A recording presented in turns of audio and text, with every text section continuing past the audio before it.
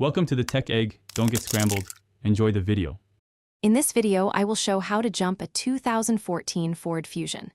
Connect the red positive clamp to the dead battery first, then to the good battery or jump pack, and attach the black negative clamp to a grounded metal engine bolt away from the battery. Start the donor vehicle or power source, then start your Fusion.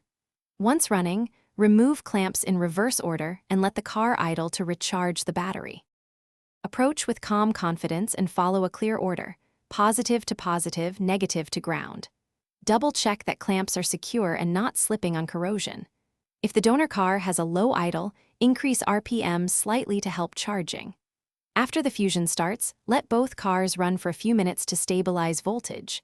Remove black clamp from ground first, then remove black from donor, red from donor, and red from the Fusion lap. If the engine still refuses to turn over, check clamp contact and battery posts for corrosion and try again.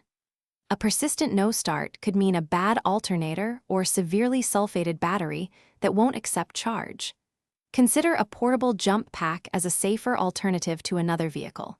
When in doubt, call roadside assistance to avoid vehicle damage or personal injury from improper jumping techniques. Thanks for watching. Consider subscribing if I helped unscramble your problems.